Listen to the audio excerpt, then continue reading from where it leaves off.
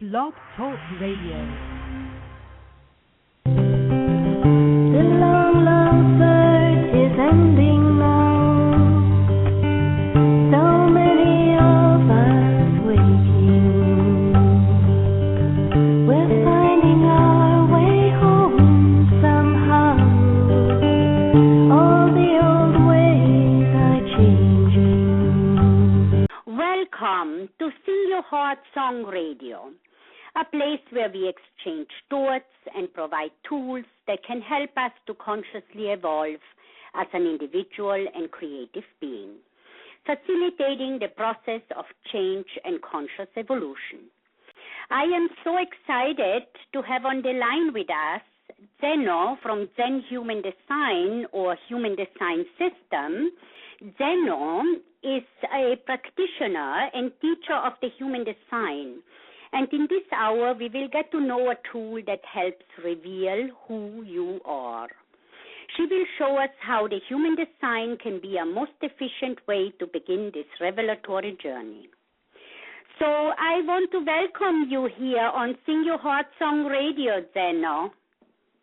Thank you so much for having me, Val. Oh, such a pleasure. I was looking forward to this.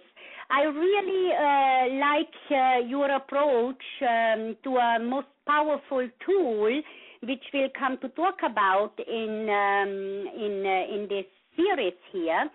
But I want to start off with, in the past decades, the number of self-help books, workshops, seminars, and conferences that are designed to lead one to one's soul purpose and to the living of one's life in a purpose-fulfilled way have exploded. So, Zeno, you have come across a system that shows us the mechanics of how we tick and click with others. Will you please tell us a bit about this? So I'm, first of all, listening to your preface as well, that there are so many new forms of self-help and consciousness raising kind of patterns. And I think it is a sign of the times that that's what we're here doing. We really need to evolve.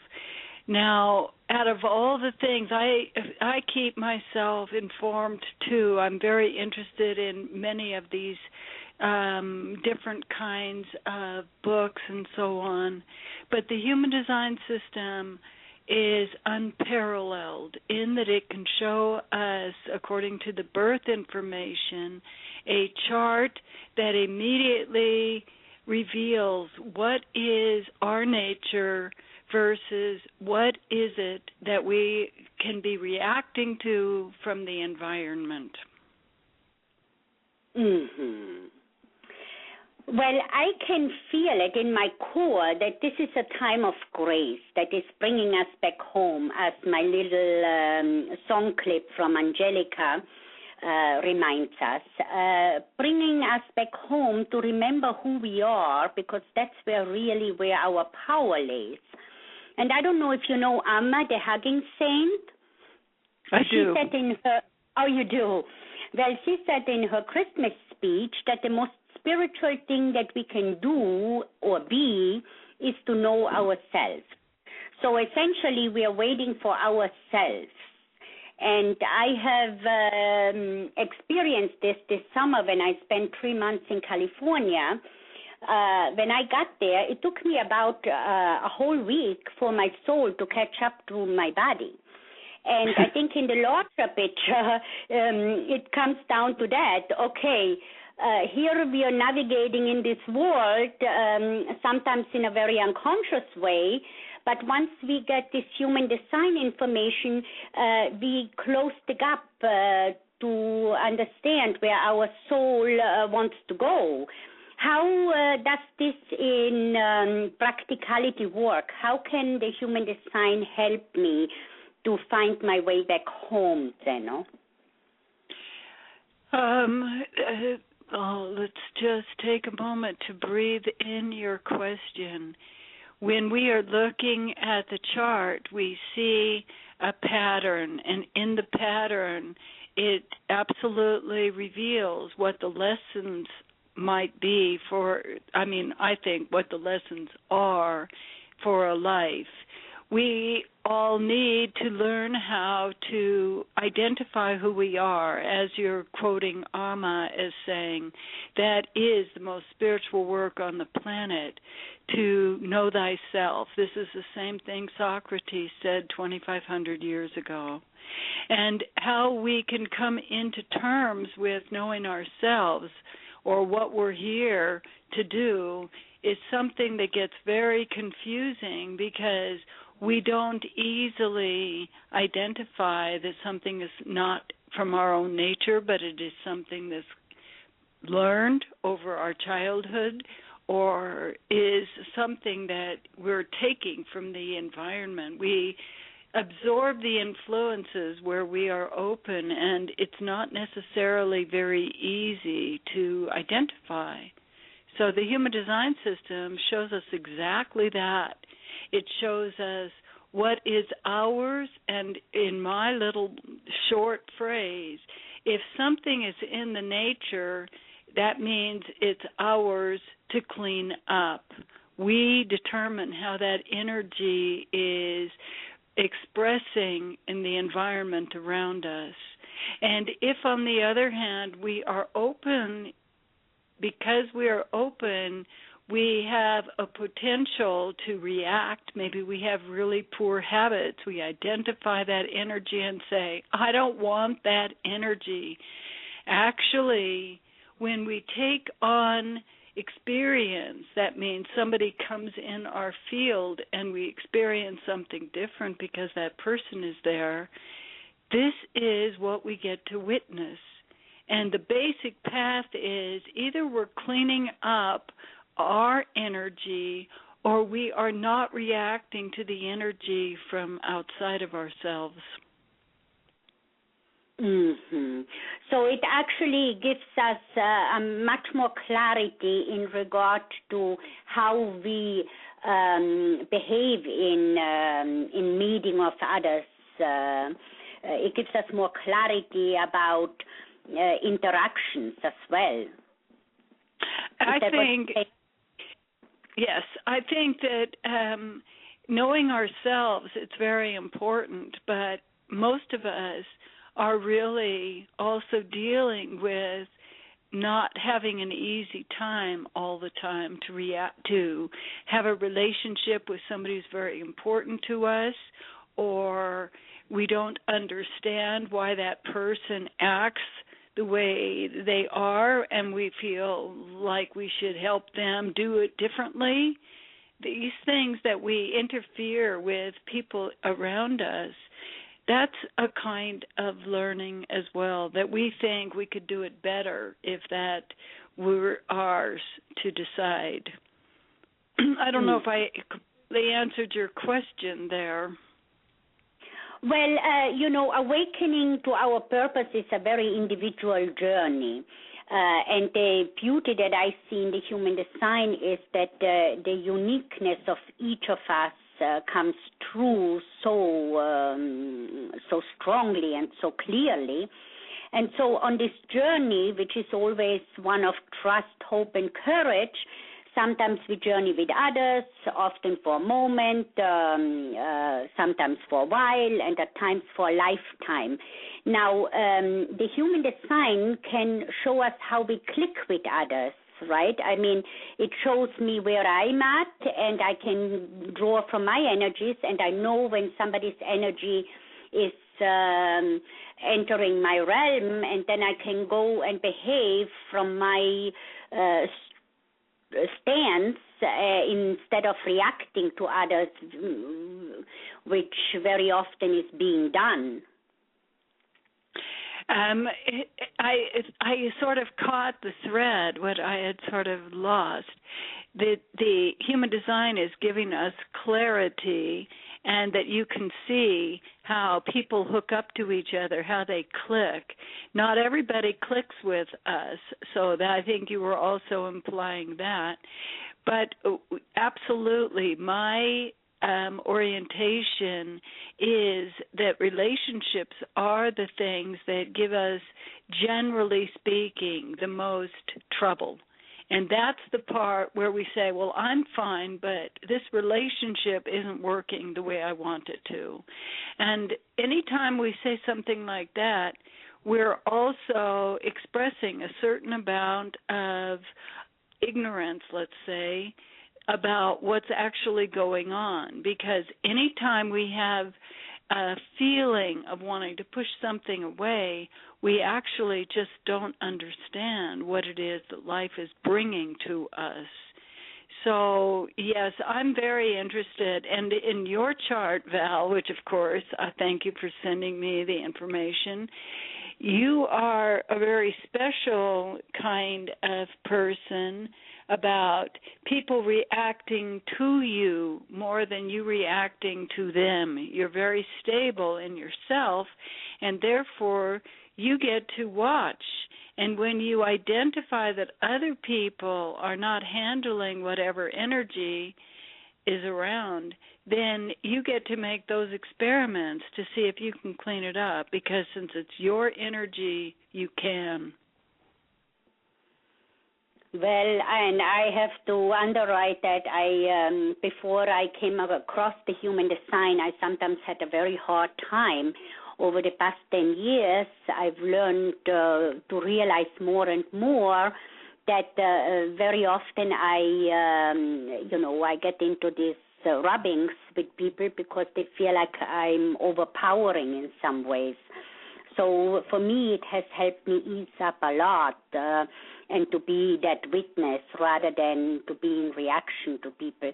How has the human design influenced your personal life, Zeno? Yeah, I have been recently just going through this discussion with my longtime partner and collaborator that I came all the way through. I had a very rough time being in a relationship, being conditioned by that relationship, and also dealing with the way that partner reacted to my influence, how I was conditioning the pair of us. And so it was quite a long journey for me, and that was specifically what I needed to do before I felt like I had anything to teach. I had to heal the way that I dealt with all relationships. And it was kind of a longer journey than I expected, but I recently had some sort of incredible night where I recognized a tremendous relief and blessing. It was quite a divine moment of recognizing that I integrated that relationship. It wasn't that I had to do anything about it. It's that whatever that lesson of being in that partnership was, I got the lesson. I got it. I came to a state of really harmony, peace, gratefulness. It was very joyful. So I think the human design system, when a person wants to use it for being on the path, there is nothing better. I mean, meditation is still important. A good diet is still important. Those things we don't need to say the human design is going to replace some of those. But in terms of the way that we interact with other people, the human design system is an amazing tool. I totally agree. Zeno, so often we take roads that imprison our soul for the purpose to please those around us. We forget why we're here, what our purpose is, and we live out someone else's purpose. And the pressure to adhere and comply can be very overwhelming. Compromises in choosing a career for the promise of a lucrative potential and not following our joy is just one mention. How can the human design system help us in remembering and honoring our purpose? Gee whiz, I think that it is important to just take a moment to think what that language of your purpose is all about. I wouldn't use that formulation that people take on other people's purposes. I'm not sure what that would mean. But in terms of in conditioning, we get conditioned. Well, you should go to medical school because it's very lucrative to come out ahead as a doctor. You know what I mean? Yes, okay. Now I understand what you mean. Yes, thanks for that clarification. I think your other comment that you made that I am very familiar with is if we don't follow our joy, if we don't follow our bliss, if we don't follow the life that attracts us, that we love, that we want, that is something that each person has to come to that moment where they say, okay, I experimented with that, and I am not a happy person. Our divine right of being happy people is something that is also the first step in the guide, that you have to recognize that you're living a superficial life or a life that you don't find very important. Yesterday, I had an interesting client who was saying, well, if I have this to wait, I have to get to work, and I have to do these things to get to work. And so there's no way that I'm going to say, oh, no, that you don't need to do that, because, of course, everybody has their own device and their own lesson. What I suggested to her is that she has to find something that she loves. She's an emotional person, and her ability to influence the environment and herself emotionally is what it is that she carries. And because she carries that, she needs to remember. So when you're talking about purpose, we contribute ourselves.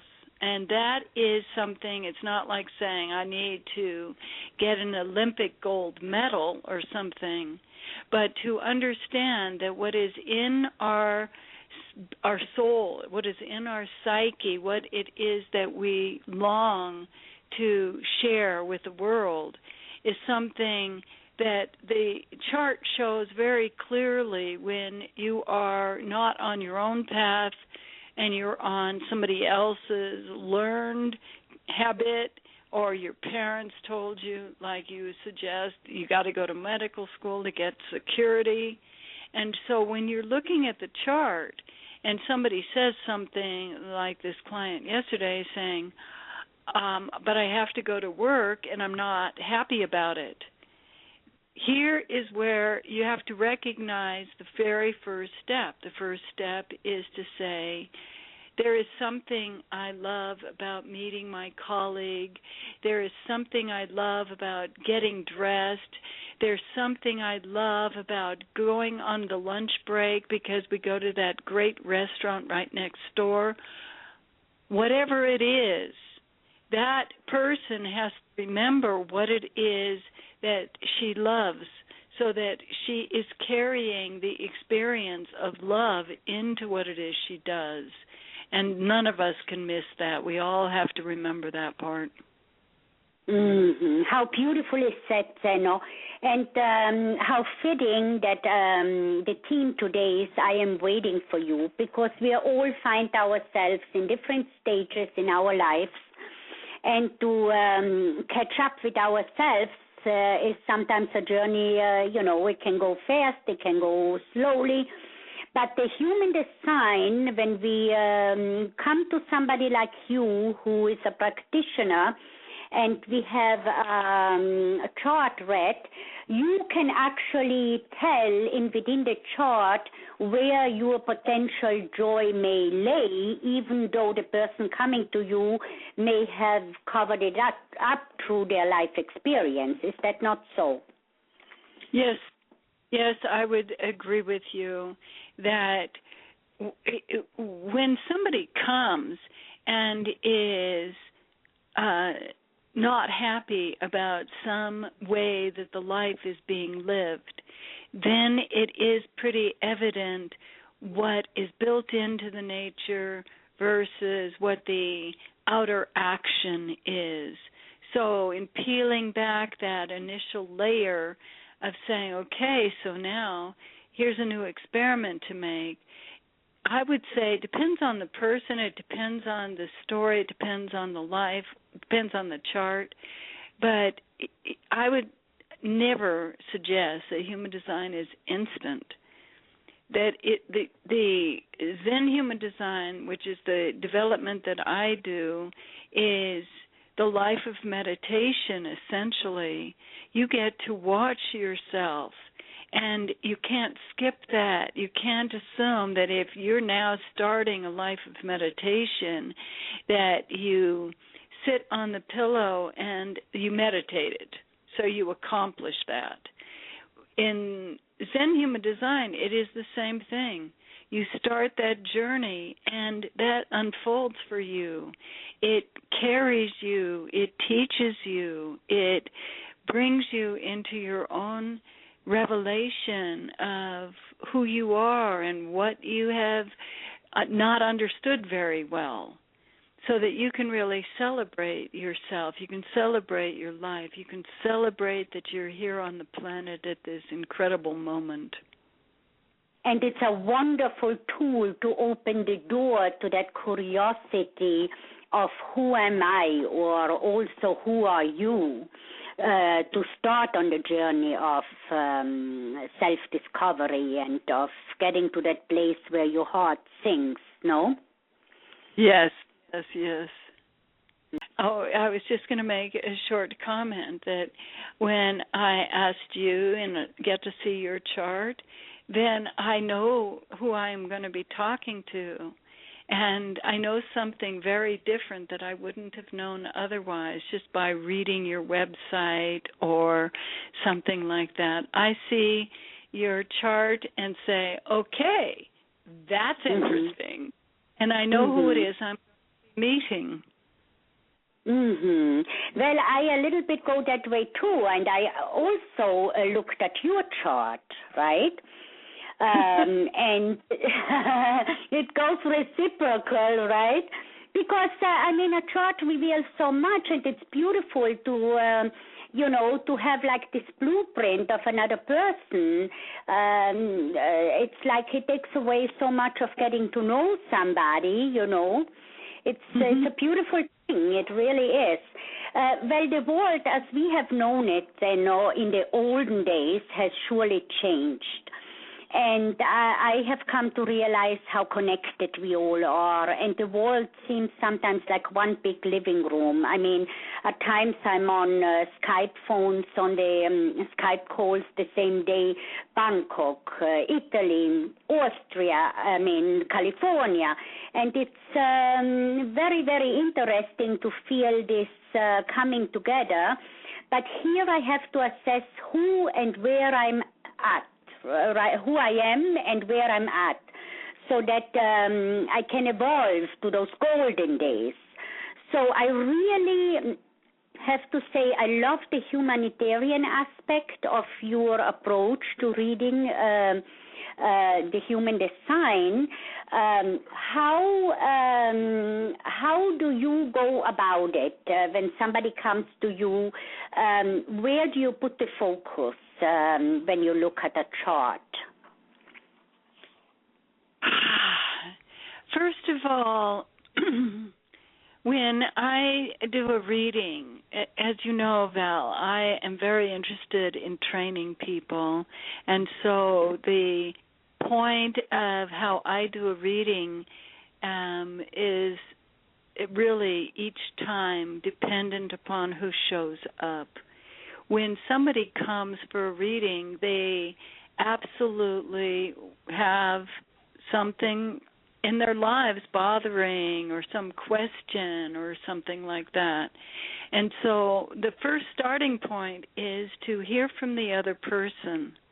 And of course, that isn't the way that wait a second, let me just go back to say that it took me a very long time to modify the style in which I would do a reading until I finally figured out how to start with where the other person is. What is it that the other person is seeking? Because I look at a chart, I can go anywhere. I could spend a month on a chart, no problem. There's no lack of information. But when the person then has expressed something that is telling about the difficulty that the person is going through. Recently, I had a very interesting reading as well with a woman who sent me a series of questions, and one of those questions was, well, I don't feel like my father really listens to me.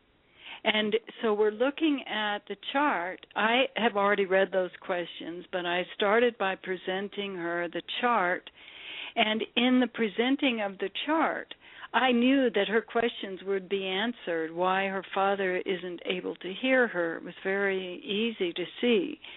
So at the end of it, I then read her questions back to her, and she said, so I got to that question, I don't feel like my father listens to me. And then I said, so did your question get answered? And yes, it did. She knew what it was. Now, for me to know the background of what is motivating her for paying for a reading is helping me to understand what emphasis we want when we're looking at the chart. But in terms of me being able to answer somebody's questions, telling somebody about how their chart is wired always answers all their questions. Mm-hmm. You offer a comprehensive course in Human Design 2.1. Would this be a class that's appropriate for a complete beginner? Oh, thank you very much for asking, Val. I think this class is absolutely the place where you're going to start. Lesson 1 is the starting point.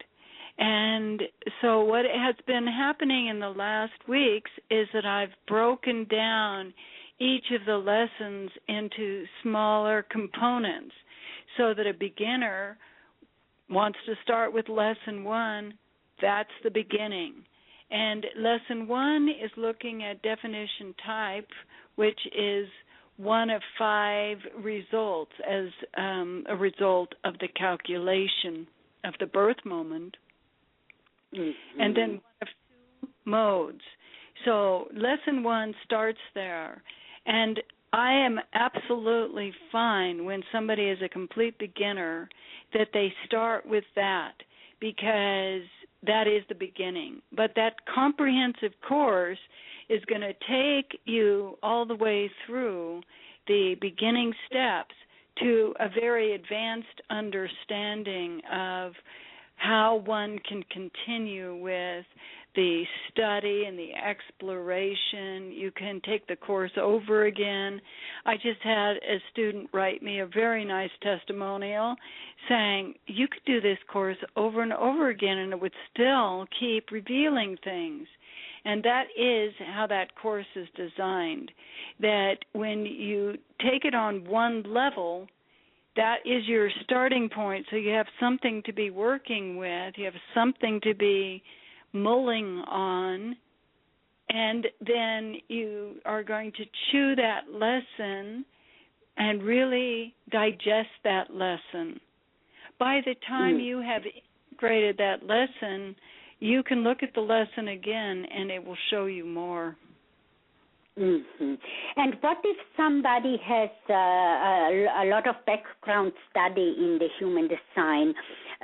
Do they have to start at the beginning again with Zen human design, or is there steps to get to this professional certification course? You offer a professional certification course. Would there be steps that can be skipped in getting to that, or how is that built up? I love this question. I would say that has been something that I've really reflected on a lot, and I just kept having the same experience.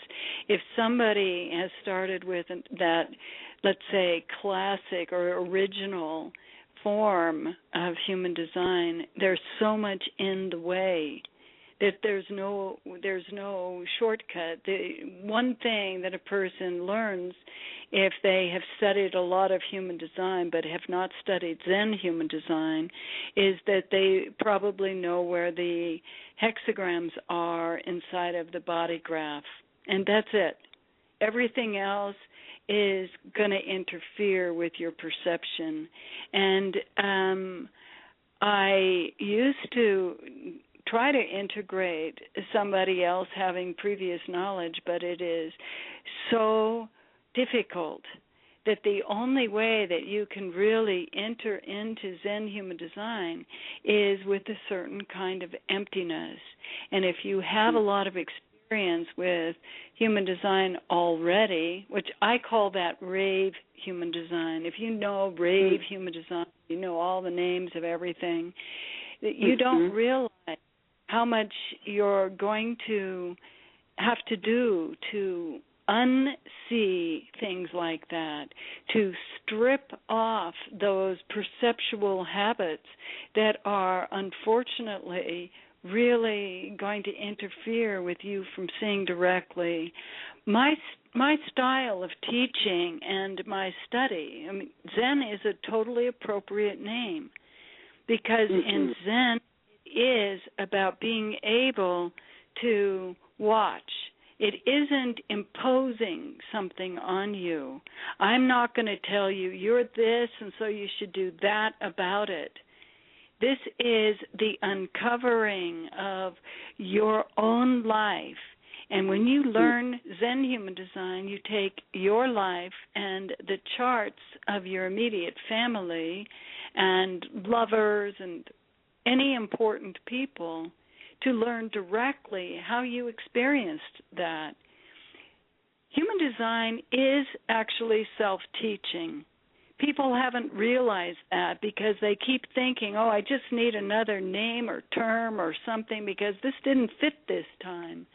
It's because imposition in you being able to see directly yourself. And so what I teach is that, how to see it directly according to you, not anybody else. You.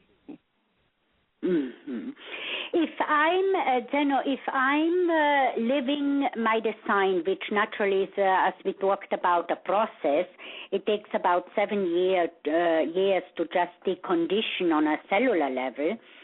So, and that doesn't even include the mind and the belief system. Yes, I'm sorry. Al, can I interrupt you, Val? Yes. Okay. Yes, this is something that I would like to just say a couple things.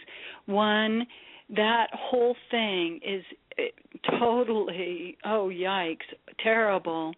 And the concept of deconditioning is actually a very practical word because it sounds good, but in fact what happens is a reconditioning.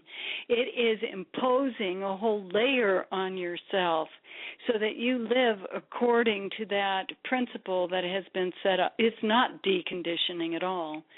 It's learning something about how you get to be in the world according to your design. I just had somebody ask me a question yesterday that is sort of related. He said, I have hexagram 40, which is one of the 64 hexagrams, in the heart center. He has an undefined heart center. And so he says, I have found, because I've learned this, that I really need to be careful about the bargains that I make, because otherwise I get screwed, something like that. Mm-hmm. And it is a very related subject, that he has taken on something where he says, so I know that I really have to make good bargains because otherwise I'm going to be hurt. Let me just say that, first of all, I would never say that to anybody. Hexagram 40 related to hexagram 37, and it is not about you being a selfish person of saying, me, I'm the most important, I don't want to get screwed here. It's about recognizing an essential relationship to the other. And because that's the way it is wired, when he has taken on this, I need to make a good bargain, he has been conditioned in that thinking to assume that his selfishness and his fear that he is not going to be okay is the appropriate handle. Now, when we're looking at an undefined heart center, we want to be able to see that the conditioning that that person needs is actually to understand how love, support, courage, and encouragement work. And to take on that very third chakra reality of somebody coming up with a phrase or an interpretation, obviously it hits home. It hits home because we are talking about the third chakra. And when we look at the third chakra as being this interpretation, we want to say, well, that's really true. But unfortunately, it is not the same as being very evolved. And as far as that 7 years to decondition, it isn't. It is 7 years to be reconditioned so that you can no longer see for yourself. And I think it's very dangerous, personally. Okay, thank you for pointing that out, Zeno. That's a wonderful point. It's like in last week's radio show, I had Michael Anthony Hurley, and he's a hypnotist, and he says, what's in the past is a canceled check, and what's in the future is a promissory note. So we don't have to meddle around in the past so much as to have, when we have a human design chart in front of us, we start from there and we start freeing ourselves by going forward, not backwards, and seeing what has been there in the conditioning process, right? No, actually, here's something that's a little different. I think that understanding conditioning is a very important clue. The reason I stopped you is because you used that formulation of deconditioning, and it is not, in my view, very true. You don't want to decondition. Conditioning is the life. And this is sort of going on with the corollary of the concept of the not self, which has got to be one of the most absurd concepts that a person takes on. You don't want that at all. You want to understand that everything that comes to you is your life. And how you deal with your life is up to you and your consciousness. So let's just look at the word conditioning. We want to look at the influence of the parents. When we are children, our life has been being conditioned by our culture, by our parents, by our siblings, and who we became is a direct result of that process. Now, I'm going to give you an example, personal one, that I grew up in a household with a mother who was not defined emotionally. And my mother had a really rough time, actually, and then I come along with my emotional definition, and I made her pretty hysterical all the time. I didn't have to do a thing.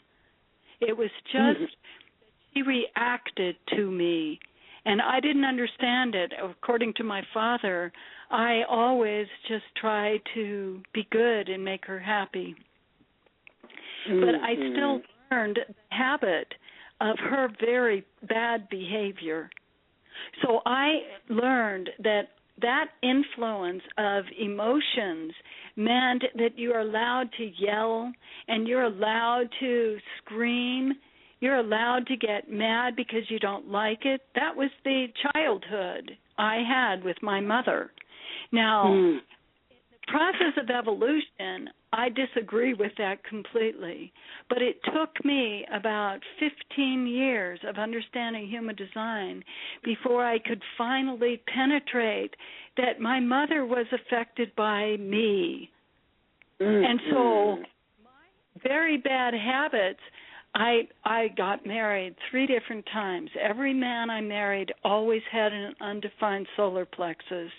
I was on a mission to learn what that is to be in a relationship with an undefined solar plexus since I was born. And so when I marry one husband after another, we have these outrageous, screaming fights. And I always think, that's him. He's doing that. Look at how bad he is. He has such a terrible temper. And you just imagine 15 years down the road, I look and say, I learned that from my mother. That habit I learned from my mother. And my mother didn't know any better. She didn't know what she was doing. But now it's up to me to change that habit because I'm emotionally defined. Actually, just to go back, I cleaned up that as of 2002. I already started working just because I said, okay, it's my emotional definition, that's emotional awareness. But then it took another 6 or 7 years for me to put the pieces together of how my very strong definition made other people react. And my mother is the first example, and my mother showed me a way of living that was not healthy. It was not good. She knew she was messed up about it, but that still is the pattern that we learn when we're children. We ourselves get to see what those errors of our parents' ignorance was all about. So we want to look at conditioning. We want to understand that so that we can transform those habits, those illnesses that have taken up residence in our psyche. We don't want to just carry on and say, well, you know, as the way that I had originally been taught, you're the one who has the emotions, so the other person should just get the hell out if you get upset. And I think this is not evolution. This is perpetuating and justifying why people don't need to learn. So. Thank you so much, Zeno, for sharing this. And it's exactly in that emotional center that our evolution is like the most visible nowadays. I would like to take a caller now, and I have on the line somebody that we both know. It's Prachetas from California. You're on the air. Hi. You have a question for Zeno? I do have a question. Zeno was mentioning in her course that you do a deep study of people that are in your immediate family.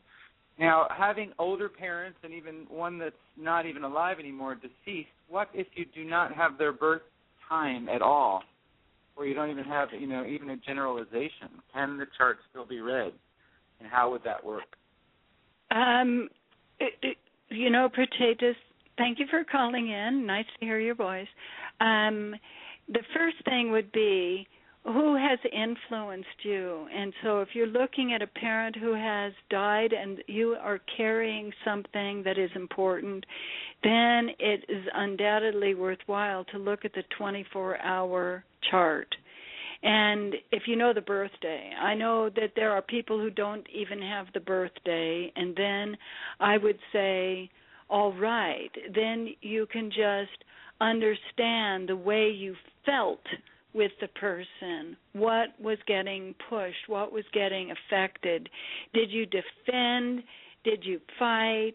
Did you feel insecure? What happened during the childhood? Because the uncovering of our own natures is related to being able to peel off some of that interference, that overlay from our childhoods. But if you have, go ahead. No, that's okay. I'm happy to know that you can actually still get information without having the time. Yes. The 24-hour calculation is something that it just really depends on the day. It can be that you have 7 or 8 different charts, and then it is very difficult. But it can be that it stays stable as far as the centers that are colored and the centers being colored or white stay stable, and then you can work with it for sure.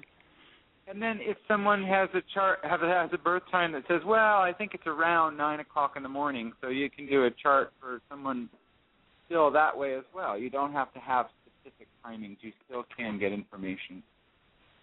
That's a very good question to ask.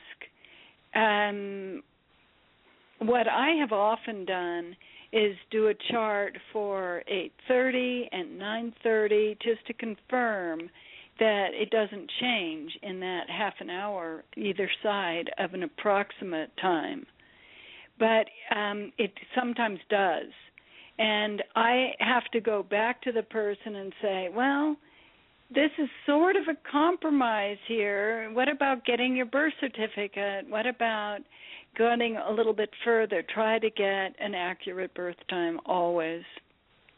Thank you so much. I don't want to take any more time of the show, but I'll bring you back. Thank you for answering my question.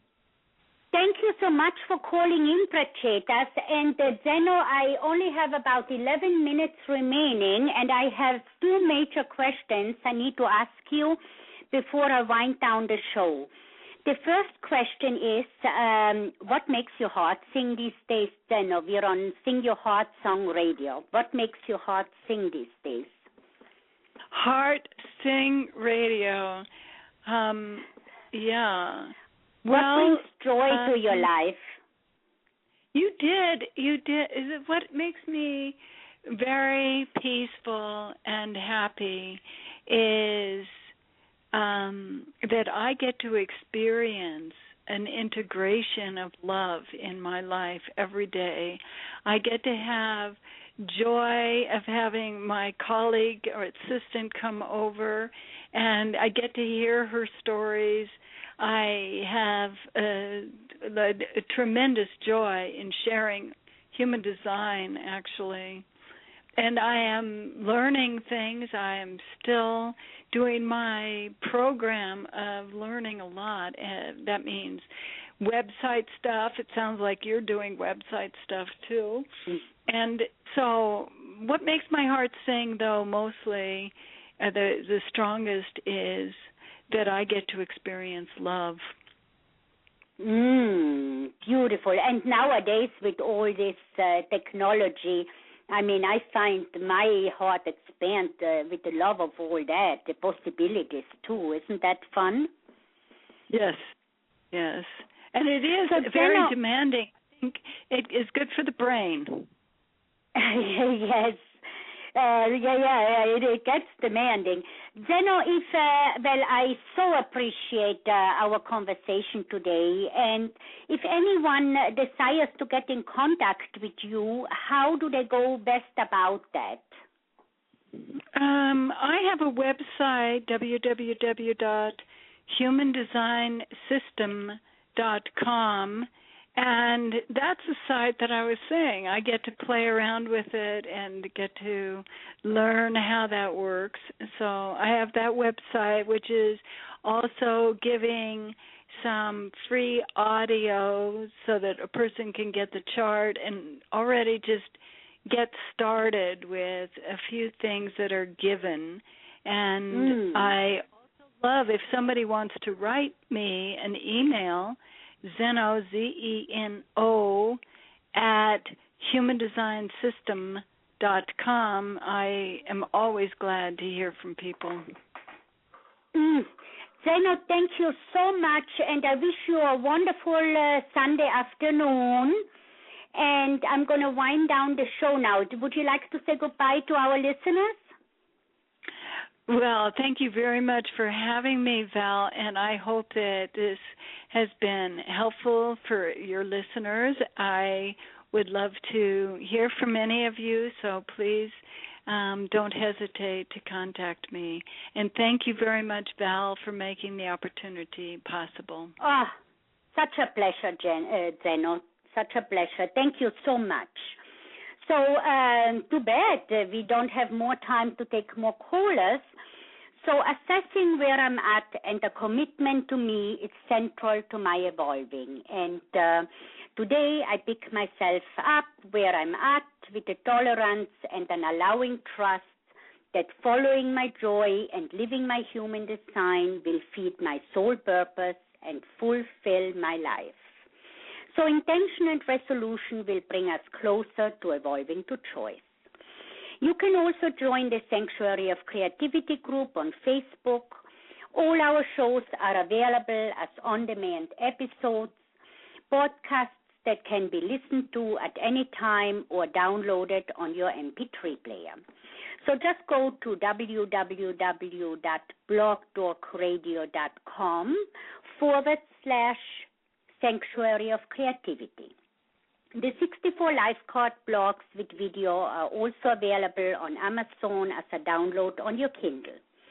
So thank you all so much for tuning in to Sing Your Heart Song Radio. We will air next time with Card 9, Wisdom Sitting in the Tree of Life. And our special guest will be Reverend Irene Windhorst. So join us for more tools from the Sanctuary of Creativity Treasure Chest. Our music clip at the beginning of the show is by Angelica. That's Angelica Healing Music with a K. And the clip is from Tide of Grace, from the album Into Grace. And because this piece of music is so fitting for our times, I'm going to wind down the show with the whole song. And I'm going to say goodbye for today. Enjoy, and please let your heart sing. Until next time, ciao, love, Val. And thanks again to Zeno for joining us with such wonderful information about most important tool to get to know ourselves, the human design system. Okay, bye.